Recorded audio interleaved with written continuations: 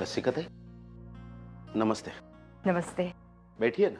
नहीं नहीं, मैं बैठने के लिए नहीं आई हूँ, मैं तो अपनी बेटी से मिलने आई हूँ। अब अर्चना को तो डिवोर्स हो गया है, ऑब्वियसली उसे बहुत बड़ा दुख हुआ होगा, और आप सब लोग उसके आंसू पोंछने में बिजी होंगे। पता नहीं मेरी बेटी का ध्यान रख पाएंगे या नहीं। इसलिए मैं खुद ही से मिलने आई। ये क्या कह रही हैं आप?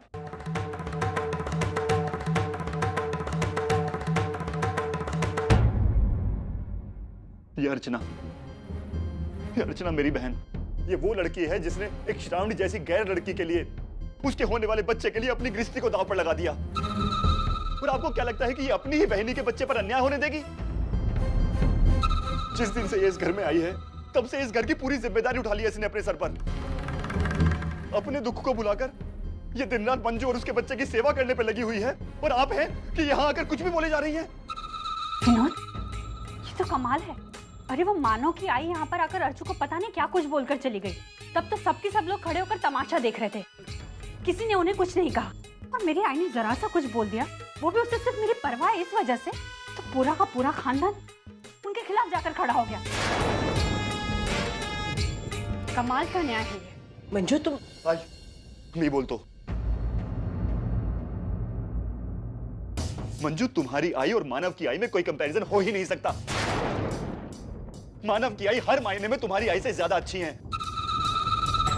मानता हूं कि वो मुंह फटे हैं, लेकिन आज तक ना तो उन्होंने किसी का बुरा किया है और ना ही किसी का बुरा करने की नीयत रखती हैं वो। और तुम्हारी आई, इनके बारे में मेरा मुंह ना ही खुलवाओ ना तो ही अच्छा है। विनोद, तुम्हें क्या लगता है कि यहाँ पर तुम्हारी चिंता की वजह से आई है? नहीं मंजू, मैं अच्छी तरह से जानता हूं कि तुम्हारी आई यहाँ पर हमें नीचा दिखाने के लिए आई है। कमाल है, ऐसा क्या कह दिया मैंने? मेरी बेटी प्रेग्नेंट है तो इसकी देखभाल अच्छी तरह से होती है या नहीं, ये देखना मेरा फर्ज है। ये आपका घर नहीं है जहां पर बहू के साथ एक नौकरानी से भी बदतर सुलूक किया जाता है। विनोद, मंजू, ये बोलते हुए मुझे भी अच्छा नहीं लग रहा है, लेकिन तुम्हारी आई के मुंह से अपनी बहन के खिलाफ एक शब्द भी नहीं सुन सकता मैं। सामने वाले को खुद बर्बाद करके उस पर दुख जताने वाले से बहुत नफरत है मुझे। और आई, आपको एक बात बता दूं, अर्चना मेरी बहन है, मेरी जिम्मेदारी है। वो इस घर में रहती है क्योंकि वो इस घर का हिस्सा है। इस मामले में दखल देने का अधिकार ना तो मैंने आपको कभी दिया था और ना ही कभी दूंगा। बस दादा, जाने दी जनाब। क्यों? मैं जो देख रही हूँ, जब जब मैं इस घर में आती हूँ, बेइज्जती के सिवा मुझे कुछ नहीं मिलता है। अपनी इज्जत अपने हाथ में होती है आई। आप अच्छे से बर्ताव करोगे तो हम भी अच्छे से बर्ताव करेंगे, लेकिन जानबूझकर टेढ़ा चलने की कोशिश करेंगे तो सीधेपन की उम्मीद हमसे भी मत रखिएगा। बहुत हो गया, बहुत सुन लिया मैंने। मेरी बेटी इस घर में है इसलिए मैंने इतना सुन लिया है, वरना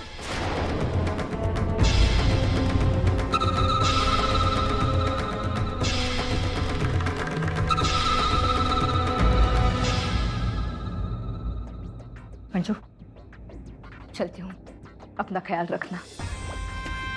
तू इस घर में सुखी तो नहीं रह सकती,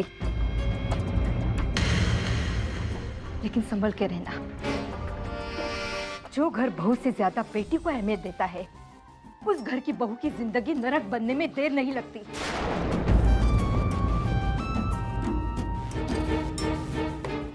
और सुनो, तुम लोगों का फ्लैट तैयार होने को है, 2-3 महीनों में पोजीशन मिल जाएगा।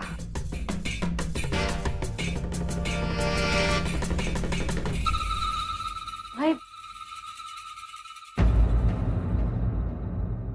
विनोद, मैं मुंह तो नहीं खोलना चाहती थी आज, लेकिन तुम्हारे बर्ताव ने मुझे मुंह खोलने पर मजबूर कर दिया।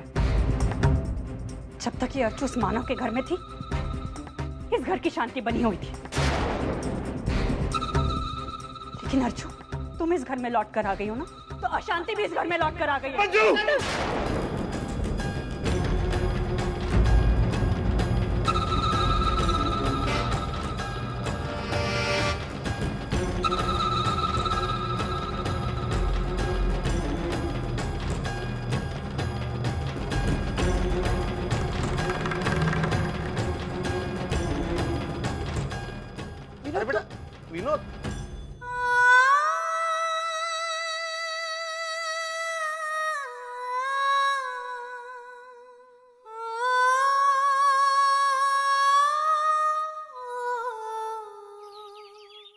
इधर सब्जी लाके देने को बोला तो किसको टाइम नहीं है।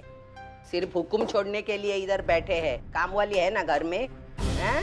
हमारे नटा सम्राट, उनको चाहिए बगैर आलू की सब्जी, मेरे बेटे को चाहिए आलू वाली सब्जी। क्या हुआ, क्या चाहिए? जा जा जा जा जा जाके आराम कर। आई, अभी आपने कुछ देर पहले जो कुछ भी कहा था, मैं वो सब कुछ करूंगी। आपकी हर उम्मीद पर खरी उतरने की पूरी कोशिश करूंगी। लेकिन आई, अगर मुझे अर्चना बनना है तो मुझे भी तो वो सब कुछ मिलना चाहिए जो कि उसे मिला था। सब कुछ तो दिया है तुझे, हैं? हमारी घर की बहू का दर्जा दिया है, मानव की पत्नी का स्थान दिया है, और क्या चाहिए तुझे? मानव का प्यार और उनका साथ। आई, अर्चना वो सब कुछ इसलिए कर पाई क्योंकि हर मामले में मानव उसका सहारा, उसकी ताकत बनकर उसके साथ खड़े थे। अगर मुझे भी वो सहारा मिलता है तो मैं ये साबित करके दिखाऊंगी मैं किसी भी मामले में अर्चना से कम नहीं हूँ। देख बेटा, प्यार खैरात में नहीं मिलता, अपने बलबूते पर पाना पड़ता है।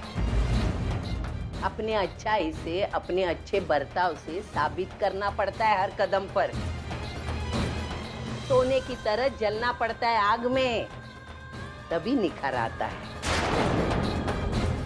अर्चना ने ये सब किया था, तभी उसने मानव का प्यार पा लिया। अगर तू मानव का प्यार पालेगी तो मुझे भरोसा हो जाएगा कि तू अर्चना बन सकती है। जा, जाके आराम कर, खाना होने के बाद मैं तुझे आवाज दूंगी। जा बेटा।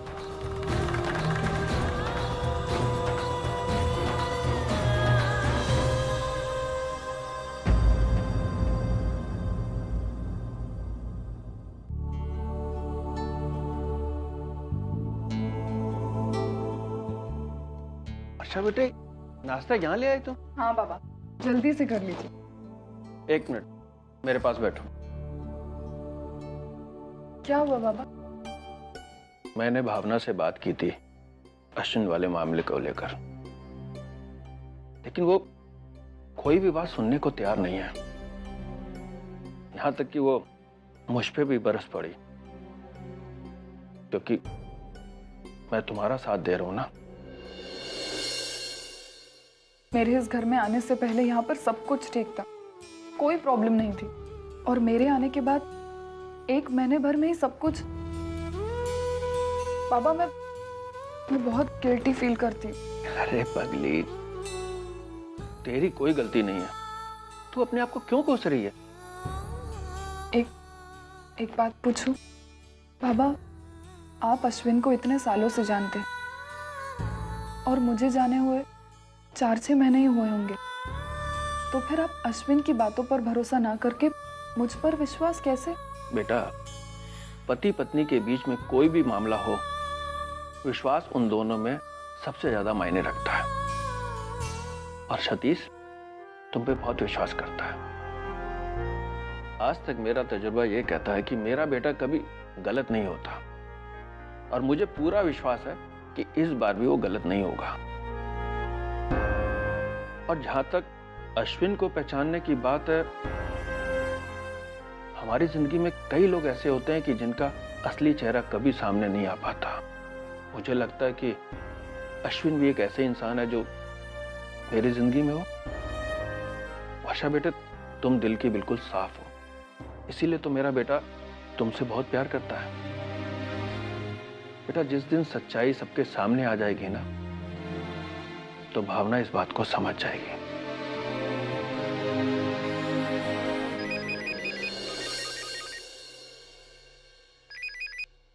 हेलो सतीश, मैं रश्मि बोल रही हूँ। आपको अश्विन के खिलाफ सबूत चाहिए ना? हाँ। मैं आज ही आपको सबूत देती हूँ। आप ठीक 5 बजे रीजेंट होटल पहुंच जाना। अश्विन ने मुझे वहीं पे बुलाया है, और वहीं आपको उसका असली रूप देखने को मिलेगा। ठीक है, मैं आता हूँ। हम में से कभी किसी ने नहीं सोचा था कि जीजू इस तरह ऐसा कैसे हो गया ताई? क्या कमी रह गई थी तेरे प्यार में जो जीजू इस रास्ते पर चले गए? मैं हमेशा से उन्हें अपना आदर्श मानता था, लेकिन आज जो कुछ सामने हो रहा है, कहते हैं कि अज्ञान में सुख होता है। अगर हालात कुछ और होते तो शायद मैं इस मामले की तरफ अनदेखा कर भी देता, लेकिन अब नहीं, क्योंकि इस मामले के साथ मेरी शादीशुदा जिंदगी का भविष्य भी जुड़ा हुआ है और मैं इस मामले की तह तक जाके रहूंगा।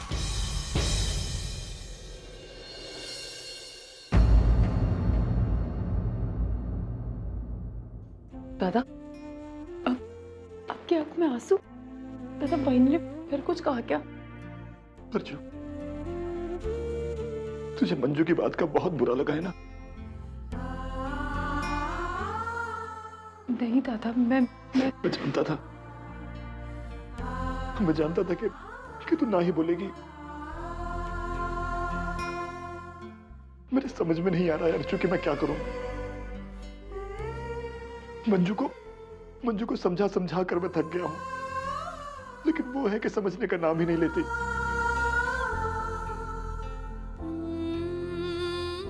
अब तो मैं हारा सा महसूस करने लगा हूं। अर्जु, मुझे माफ कर दे। मंजू की तरफ से मैं तुझसे माफी मांगता हूं। नहीं दादा, इसकी कोई जरूरत नहीं। दादा, मैं मंजू बहनी को अच्छी तरह जानती हूँ। वो भले से 4 बातें मुझे सुना देंगी, लेकिन कल को वो भूल भी जाएंगी।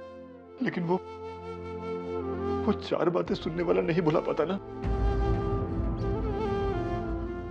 ठीक है ना दादा, मैं आदत डाल लूंगी।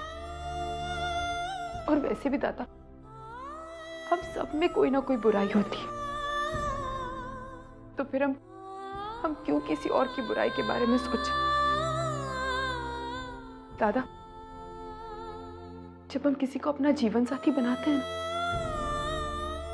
तो उसे उसकी अच्छाई के साथ, उसकी बुराई के साथ हम स्वीकार करते हैं,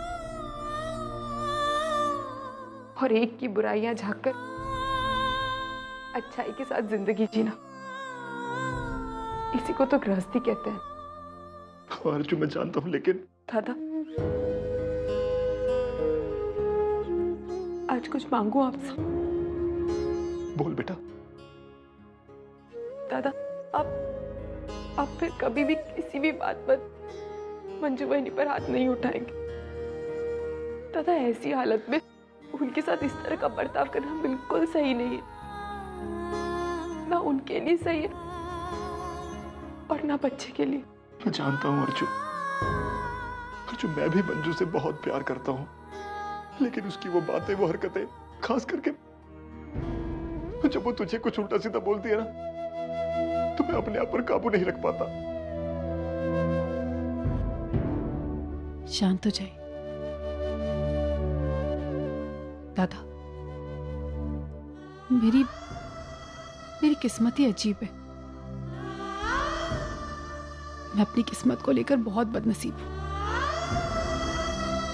इसलिए गलती से भी मुझे कोई कह देता है ना, तो मैं बुरा नहीं मानती दादा, क्योंकि मैं इन रिश्तों से नाराज नहीं होना चाहती।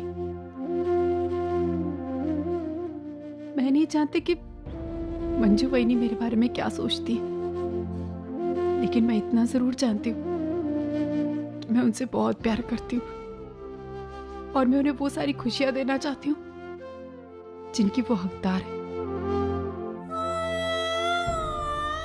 अपनी किस्मत की वजह से मैं मानव को तो खो ही चुकी हूँ। अब किसी से नफरत करके मैं इन रिश्तों को नहीं खोना चाहती दादा।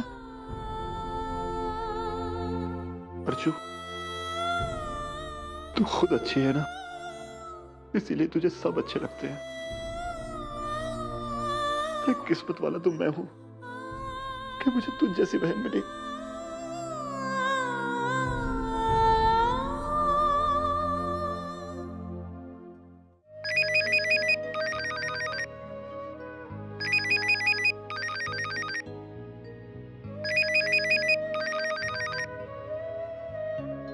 अर्चना बोलो।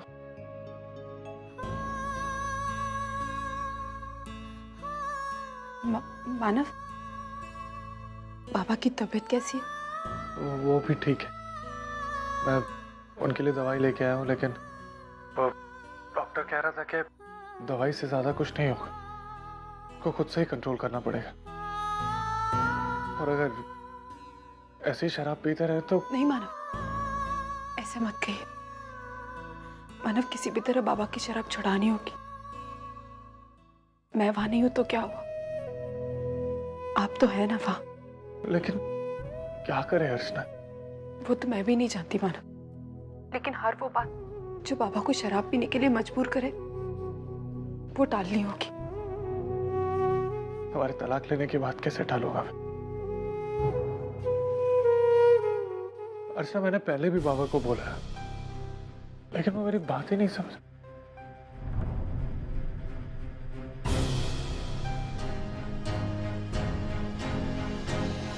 क्या हुआ मानव? हेलो? कुछ नहीं हुआ, मैं बोल रही हूँ। मानव के हाथ से छीन लिया मैंने फोन। और सुन, दोबारा यहाँ गलती से भी फोन नहीं करने का। लेकिन आई तुम दोनों ने अलग होने का फैसला किया ना?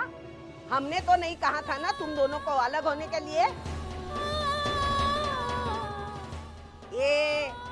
ये रोके नाटक मुझे मत करके दिखा। और मानो तू भी सुन, तुमने अलग होने का फैसला किया ना, तब पूरी तरह तोड़ दे अर्चना को तेरी जिंदगी से। किसी भी प्रकार का कोई संबंध नहीं रखना उसके साथ, समझा?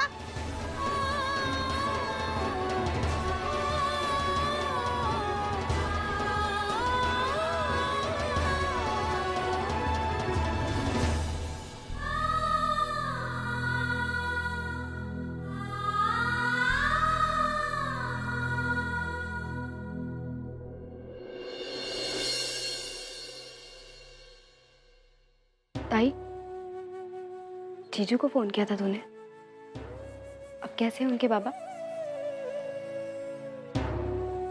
अच्छे। और कुछ बात नहीं हुई जीजू के साथ?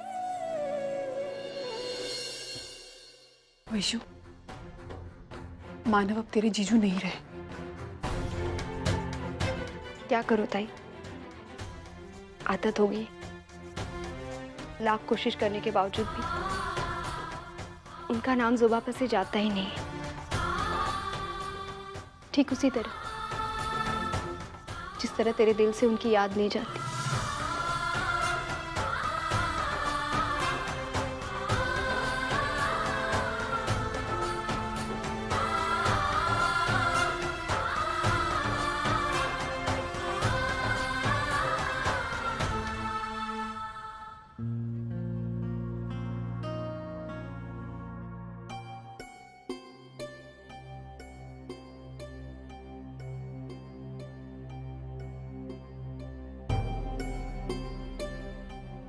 सर, आपको कुछ चाहिए?